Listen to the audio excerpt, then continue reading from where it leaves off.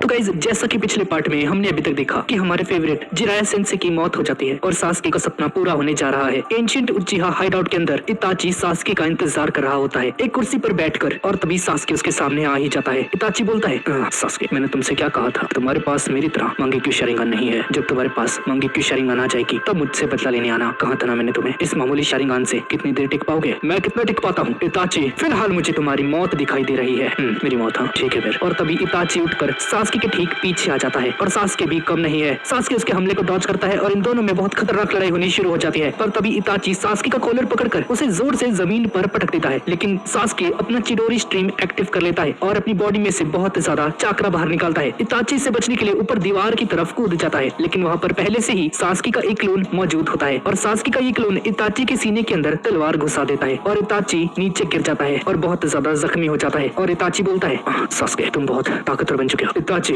मरने से पहले मुझे एक बात बताओ। इतनी जल्दी क्या सास्के? दरअसल ये इताची नहीं था बल्कि सास्के का एक इल्यूजन था। इताची अभी तक अपनी जगह पर बैठा हुआ है, वो अपनी जगह से हिला तक नहीं है और ये सब कुछ बस इताची का एक गेंजुत्सु था। सास्के ये देखकर हैरान हो जाता है। अच्छा तो ये गेंजुत्सु था? हाँ ये एक इल्यूजन था। हाँ ये मेरा एक गेंजुत्सु था, बहुत मामूली सा। पर तुम मुझसे क्या जानना चाहते हो सास्के? वो भी लड़ाई के बीच में? हाँ चिंता मत करो, मैं तुम्हारे सारे सवालों का जवाब दूंगा सास्के। बताओ क्या जानना चाहते हो तुम? हाँ मैं सवाल पूछूंगा, लेकिन तुम अकेले नहीं हो जो गेंजुत्सु यूज कर सकता है। और तभी एक तलवार इताची के सीने के आर पार चली जाती है और ये काम सास्के ने पीछे से किया है। और यहाँ पर मौजूद ये जो पहले वाला सास्के था, ये सास्के नहीं बल्कि एक स्नेक सब्स्टिट्यूट होता है। दरअसल सास्के के पास ओरोचिमारू की ताकत है, जिसकी वजह से सास्के खुद को स्नेक्स में भी बदल सकता है। सास्के इताची के शरीर में उस तलवार को घुसा देता है और दोबारा पूछता है, इताची मैं तुमसे आखिरी बार फिर से कहता हूँ, मेरे सवालों का सही सही जवाब देना। मैं इस तलवार को बाहर नहीं निकालने वाला जब तक मुझे मेरे सवालों के जवाब नहीं मिल जाते। सास्के, सवाल पूछने का कमाल का तरीका है। ठीक है पूछो क्या पूछना है। इताची, जिस दिन तुमने हमारे सभी के सभी लोगों को बेरहमी से मार डाला, उस दिन तुमने मुझसे एक बात कही थी, अगर मैंने मंगेक्यू शारिंगन को जगा दिया तो मुझे मिलाकर हम 3 लोग होंगे जिनके पास मंगेक्यू शारिंगन की ताकत होगी। वो तीसरा इंसान जिसके पास मंगेक्यू शारिंगन है वो कौन है और कहाँ है? क्यों सास्के, क्या करना चाहते हो तुम? हाँ तुम्हें मारने के बाद मैं उसे भी जान से मार डालूंगा।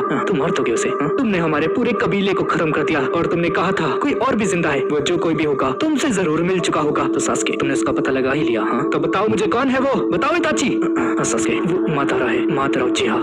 मादारा उचिहा? सास्के उसका नाम सुनकर पूरी तरह से चौंक जाता है। क्या ये तो वही नाम है जो नारुतो के अंदर नाइन टेल फॉक्स था, उसने भी मुझे यही बोला था। तुम्हारा ये चाकरा मुझे मादारा उचिहा की याद दिलाता है। और पिताजी ने भी मादारा का जिक्र किया था। ऐसा नहीं हो सकता। हाँ सास्के, मादारा उचिहा वही है जिसने हिडन लीफ विलेज को बनाया था और मादारा उचिहा वही है जिसने सबसे पहले मंगेक्यू शारिंगन को एक्टिव किया था। क्या बक रहे हो इताची? मादारा उचिहा बहुत सदियों पहले मर चुका है, क्या तुम मेरे साथ खेल खेलना चाहते हो? सास्के, मादारा उचिहा जिंदा है, तुम मानो या ना मानो इससे कोई फर्क नहीं पड़ता। मजाक करना बंद करो, मुझे सच जानना है इताची। सास्के, मेरे छोटे बेवकूफ भाई, हम जो सुनते हैं देखते हैं हम उसी को रियलिटी मान लेते हैं। सच्चाई तो यही है कि मादारा उचिहा जिंदा है। मादारा तुम्हारी सोच से परे है। एक बात अच्छे से जान लो सास्के, सच्चाई बस एक धोखा है। लोग झूठ को ही अपनी जिंदगी का सच मानकर जीते हैं। ये बस एक कल्पना है कि मादारा मर चुका है, बिल्कुल वैसे ही जैसे तुमने सोचा था कि मैं तुम्हारा सबसे अच्छा भाई हूँ, पर मैंने बस तुम्हारे सामने एक अच्छा भाई बनने का नाटक किया। उस रात जो हुआ था, मैं एक छोटा सा बच्चा था इताची और ना समझ भी, इसलिए मैं तुम्हारे गेंजुत्सु में फंस गया। लेकिन इस बार नहीं इताची, इस बार मैं तुम्हें मार डालूंगा। और सास्के जान जाता है कि ये भी इताची का एक और इल्यूजन है और असली वाला शुरू से ही वहाँ पर बैठा हुआ है और सास्के पर लगातार इल्यूजन्स क्रिएट करता जा रहा है। तुम मेरे गेंजुत्सु में नहीं फंस पा रहे, बहुत बढ़िया सास्के, और तुम्हारा ये कॉन्फिडेंस मुझे बहुत पसंद आया सास्के। लेकिन तुम्हारी आंखें अभी भी मेरा मुकाबला नहीं कर सकती सास्के। लगता है तुमने अभी तक अपने किसी करीबी को नहीं मारा और ऐसे ही मेरे पास आके तुम वही अपनी मामूली सी शारिंगन को लेकर। माफ करना सास्के, लेकिन तुम कमजोर हो। अच्छा तो देर किस बात की है, अपने मंगेक्यू शारिंगन का यूज करो और मुझे खत्म कर दो इताची। करते क्यों नहीं? सास्के मेरे छोटे बेवकूफ भाई। और तभी ब्लैक ज़ेत्सु भी यहाँ पर आ जाता है इन दोनों की लड़ाई का मजा उठाने। और तभी इताची बोलता है, सास्के, मंगेक्यू शारिंगन बहुत खास आंखें हैं, जब ये एक्टिव हो जाती हैं तो इसे यूज करने वाला उचिहा बहुत ज्यादा खतरनाक हो जाता है, पर अगर इसका ज्यादा इस्तेमाल किया तो वो अंधा भी हो सकता है। अंधा हो जाना? हाँ तो क्या इससे नाइन टेल फॉक्स को कंट्रोल किया जा सकता है? वैसे तुम्हें इसके बारे में ज्यादा कुछ नहीं पता है ना सास्के। मुझे ये बताओ ये मादारा उचिहा आखिर है कौन? सास्के, मादारा उचिहा सबसे पहला इंसान है जिसने अपनी मंगेक्यू शारिंगन का यूज करके नाइन टेल फॉक्स को कंट्रोल कर लिया था। एक ना मरने वाला इंसान जो कि मेरा बहुत अच्छा दोस्त भी है और वो ऐसा पहला इंसान था जिसने मांगेक्यू शारिंगान का एक राज जान लिया था। मांगेक्यू शारिंगान का एक राज, हाँ क्या है वो? इताची सास्के को अपने गेंजुत्सु में फंसाकर उसी समय में ले जाता है जब मादारा उचिहा जवान था और इस दुनिया में जिंदा था। ध्यान से देखो सास्के, बहुत समय पहले मादारा उचिहा का एक छोटा भाई था। दोनों बहुत ज्यादा ताकतवर थे और दोनों के पास बहुत खतरनाक शारिंगान आके थी। और फिर एक दिन दोनों ने अपने सबसे ज्यादा करीबी दोस्तों का कत्ल कर दिया और मांगेक्यू शारिंगान को हासिल कर लिया। देखा जाए तो सबसे पहले उन दोनों ने ही मांगेक्यू शारिंगान को एक्टिव किया था। मादारा उचिहा सबसे ज्यादा खतरनाक था और इसलिए आगे चलकर वो हमारे उचिहा क्लैन का मुख्य बन गया और अपने कबीले के और उचिहा मेंबर्स को इकट्ठा करके दूसरे कबीलों पर हमला करने जाया करता था। बहुत सदियों तक ऐसा ही चलता रहा। सभी लोग मादारा उचिहा और उसके लोगों के सामने हार मानने के लिए मजबूर हो गए, लेकिन अपने मांगेक्यू शारिंगान का हद से ज्यादा यूज करने की वजह से मादारा ने अपनी आंखों की रोशनी पूरी तरह से खो दी। मादारा उचिहा अंधा हो गया। अपनी आंखों को ठीक करने के लिए उसने वो सब कुछ किया जो कि उसे करना चाहिए था, लेकिन इसका कुछ भी फायदा नहीं हुआ। मादारा उचिहा अपना मानसिक संतुलन खो बैठा और उस वक्त मादारा उचिहा को अपनी आंखों की रोशनी को वापस लाने के लिए वो करना पड़ा। मादारा बहुत ज्यादा डेस्परेट था और फिर उसने वो किया जो कि किसी ने भी नहीं सोचा था। मादारा ने अपनी भाई की आंखें ही छीन ली और उसके बाद मादारा ने कुछ नया हासिल कर लिया,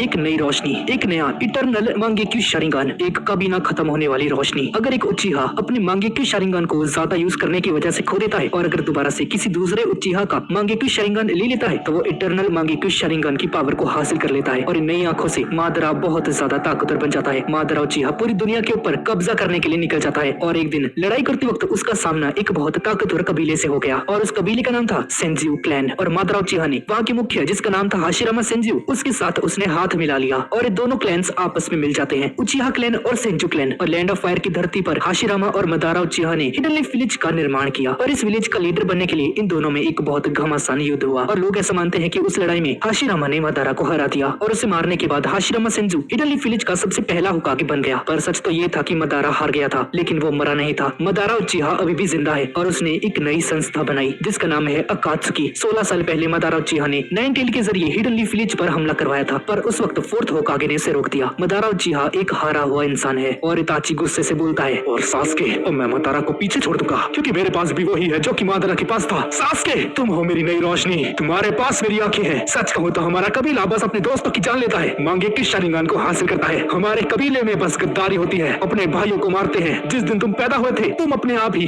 मेरी आंखें बन गए थे। मेरे करीब आओ सास्के, मैं तुम्हें मारकर इस कबीले से आजाद कर दूंगा और एक नया बदलाव लेकर आऊंगा। यही एक बंधन है दो उचिहा भाइयों के बीच में। ताची, तो ये सब था तुम्हारे दिल में? हाँ, आखिरकार मेरा सपना पूरा होगा। पर कैसे सास्के? तुम्हारे पास मांगेक्यू शारिंगान नहीं है, तुम्हारा सपना पूरा नहीं हो सकता छोटे भाई। तुम नहीं जीत सकते। तुम अपनी आंखों का जितना मर्जी यूज कर सकते हो, पर मेरी नफरत तुम्हें तुम्हारी सच्चाई दिखाएगी ताची, और तुम्हारी सच्चाई है मौत। और ये दोनों के दोनों बहुत समय तक एक दूसरे को बस घूरते ही रहते हैं और फिर अचानक से ही इन दोनों के बीच में बहुत खतरनाक लड़ाई होनी शुरू हो जाती है। दोनों एक दूसरे पर बहुत सारे शूरिकेन्स को फेंकते हैं बहुत ज्यादा तेज रफ्तार से, और जब सारे शूरिकेन्स खत्म हो जाते हैं तो इताची सास्के को एक जोरदार लात मारता है और सास्के दूर एक दीवार पर जाकर टकरा जाता है। सास्के खुद को संभालने की कोशिश कर ही रहा होता है, लेकिन इताची सास्के को दबोच लेता है और सास्के कुछ नहीं कर पाता। सास्के, मुझे माफ करना, पर तुम्हारी आंखें मेरी हैं। नहीं इताची, मैं तुम्हारी जान ले लूंगा। और इताची वो करता है जो कि हम कभी सपने में भी नहीं सोच सकते थे। इताची सचमुच सास्के की आंखें निकाल लेता है। सास्के की एक आंख निकल जाती है और सास्के दर्द के मारे जोर से चिल्लाता है। उसकी ये आवाज चारों तरफ गूंज जाती है, पर इतने में ये खत्म नहीं होता है। सास्के, मैंने पहले ही कहा था तुम्हारे पास मांगेक्यू शारिंगान नहीं है, इसलिए तुम मुझसे नहीं जीत सकते सास्के। और ऊपर से ब्लैक जेत्सु भी ये सब कुछ देख रहा होता है। बेचारा सास्के, नहीं उसके साथ सही हुआ। और सास्के अपने मन में सोच रहा होता है ये सच नहीं है। नहीं सास्के, यही सच्चाई है। चलो ठीक है, अब मैं तुम्हारी दूसरी आंख भी निकाल लेता हूँ। इताची से ये सुनकर सास्के अपने श्रापित निशान को अपनी पूरी बॉडी में फैला लेता है और सास्के अपने विंग्स को एक्टिवेट कर लेता है। इताची थोड़ा सा दूर जाकर खड़ा हो जाता है और तभी इताची का एक क्लोन सास्के को पीछे से पकड़ लेता है और इताची सास्के का दूसरा आंख निकालते ही कुछ ऐसा होता है जो कि इताची ने कभी सोचा भी नहीं होगा। दरअसल ये सब कुछ इताची का गेंजुत्सु सुकुयोमी है। ये सब कुछ असली नहीं था और सास्के की आंखें उसकी जगह पर एकदम सही सलामत होती हैं। और सास्के ऐसा पहला इंसान है जिसने इताची के सुकुयोमी गेंजुत्सु को पूरी तरह से धराशायी कर दिया है। ककाशी सेंसे तक ऐसा नहीं कर पाए थे और ये देखकर इताची सचमुच बहुत ज्यादा हैरान हो जाता है। आखिर कैसे? मुझे यकीन नहीं हो रहा, तुमने मेरे सुकुयोमी को कैसे तोड़ दिया सास्के? अरे ये क्या देख रहा हूँ मैं? सास्के तो सुकुयोमी गेंजुत्सु में था ना? हाँ, लेकिन उसे तोड़ दिया है।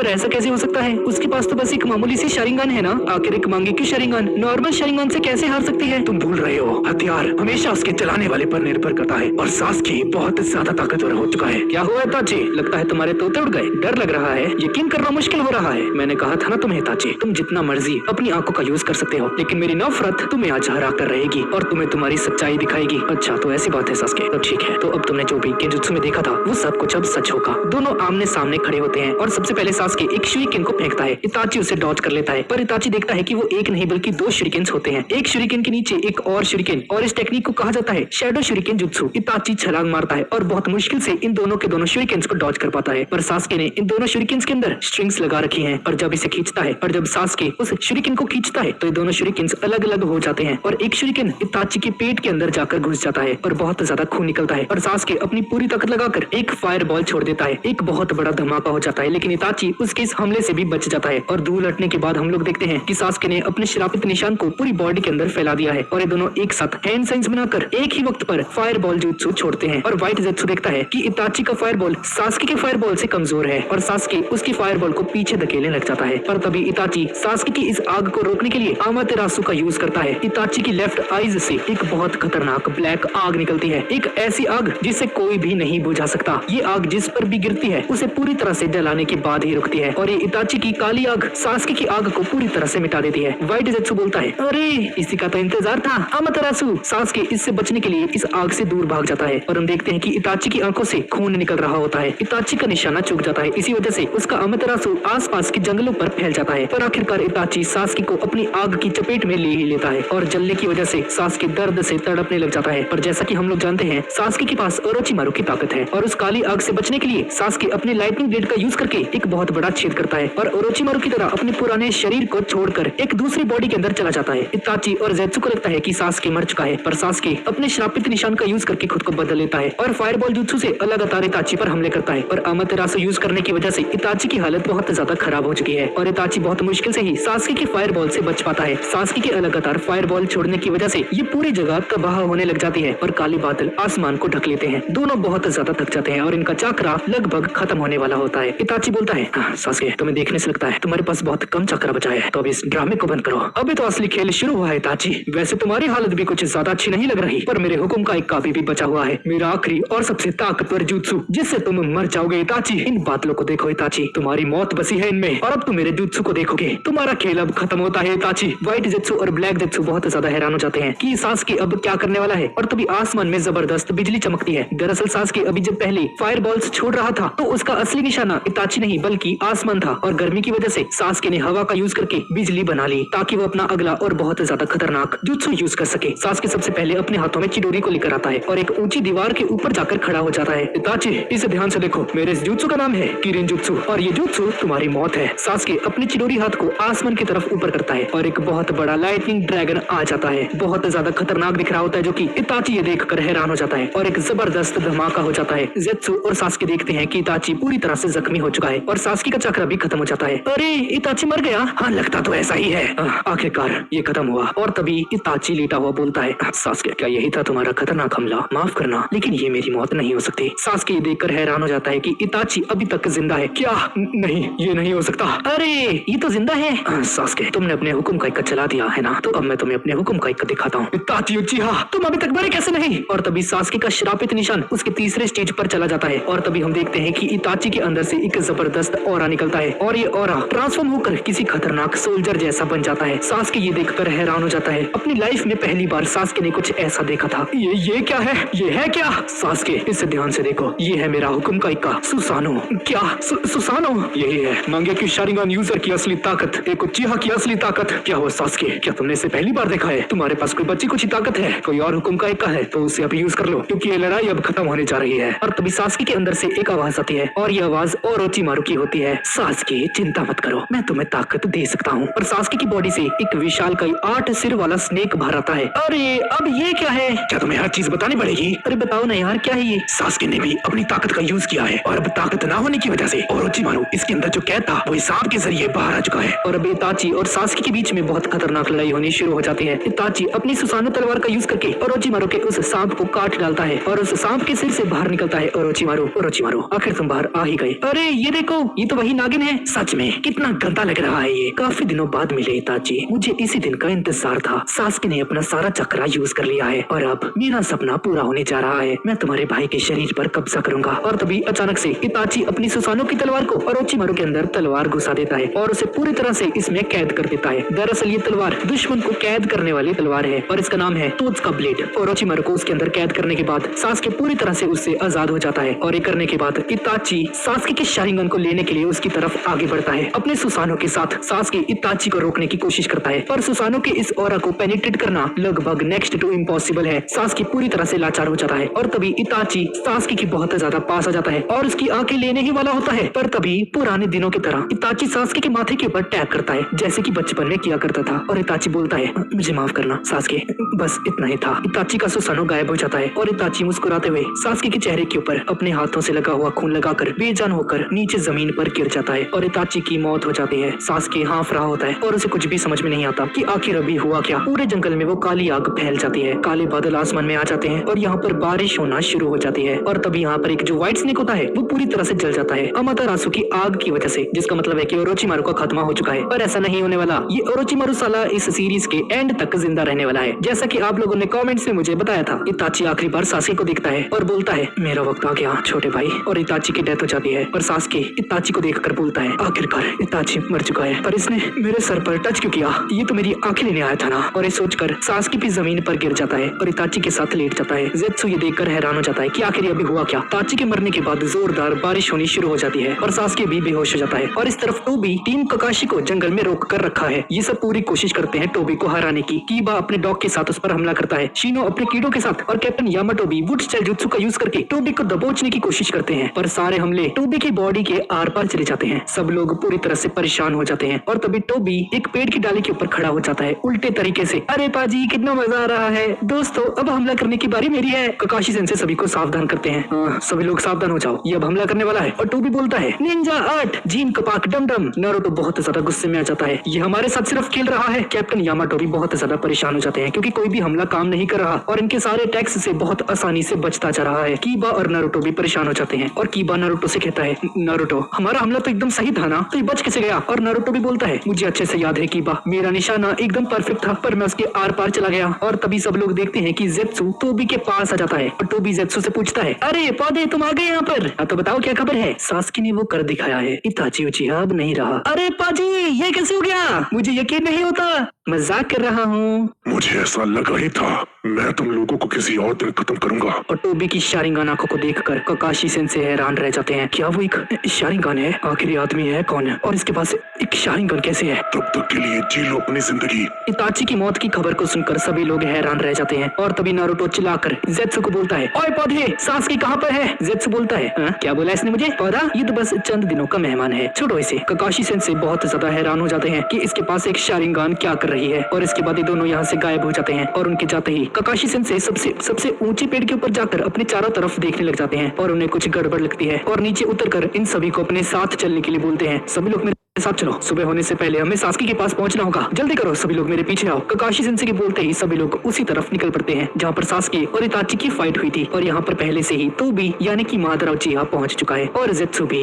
एक उचिहा मरने के बाद भी बहुत ज्यादा कीमती होता है, जल्दी काम पर लग जाओ जेत्सु। इडनली विलेज के निंजास यहाँ पर आते ही होंगे, इताची की लाश को हमें सुरक्षित रखना होगा, बाद में काम आ सकती है। मैं समझ गया। टीम काकाशी इस इलाके के नजदीक आते हैं और जलती हुई काली आग को देखकर रुक जाते हैं। नारुतो समझ जाता है कि इताची का जुत्सु है। पत्थर की सानी ने मतलब जिराय सेंसे ने बोला था कि इससे दूर रहे। नारुतो तुमने बिल्कुल सही कहा, अमातेरासु बहुत ज्यादा खतरनाक होता है। तभी कैप्टन यामाटो अर्थ स्टाइल जुत्सु का यूज करके एक रास्ता बना देते हैं, पर इसका कोई भी फायदा नहीं होने वाला क्योंकि सास्के यहाँ से जा चुका है। ये सभी लोग उस जगह पर जाते हैं पर देखते हैं कि सास्के यहाँ पर नहीं है और न इताची की लाश। ये जगह पूरी तरह से तहस नहस हो जाती है और काकाशी सेंसे बोलते हैं, हाँ मैं बिल्कुल भी हैरान नहीं हूँ क्योंकि यहाँ पर दो शारिंगान यूजर्स आपस में लड़े थे। नारुतो निराश हो जाता है, मैं इस बार भी नाकामयाब रहा, क्या मैं कभी सास्के तक पहुँच भी भी पाऊंगा या नहीं? आखिर कब तक ऐसा चलता रहेगा? सास्के तुम कहाँ हो? और इस तरफ सुगेत्सु अभी भी किसामे के साथ फाइट कर रहा होता है। ये दोनों आपस में फाइट कर रहे होते हैं कि तभी ब्लैक जेत्सु यहाँ पर आ जाता है। तुम दोनों इस तरह से यहाँ पर वक्त बर्बाद मत करो। अरे यार हम वक्त बर्बाद नहीं कर रहे थे, हम तो बस फाइट कर रहे थे। क्या हुआ जेत्सु? हाँ लड़ाई खत्म हो चुकी है। और तभी कारिन भी यहाँ पर आ जाती है और सास्के के बारे में पूछती है और व्हाइट जेत्सु बताता है कि सास्के बिल्कुल ठीक है। अरे चिंता मत करो, सास्के बिल्कुल सुरक्षित है। हमारे हाइड आउट के अंदर तुम सभी को हमारे साथ आना चाहिए क्योंकि हिडन लीफ विलेज के निंजास यहाँ पर बहुत जल्द आने वाले हैं। और व्हाइट जेत्सु किसामे से पूछता है किसामे अब तुम क्या करोगे? तुम्हारा पार्टनर तो मर चुका है। और किसामे बोलता है मेरा पार्टनर नहीं रहा, अब मैं आजाद हूँ।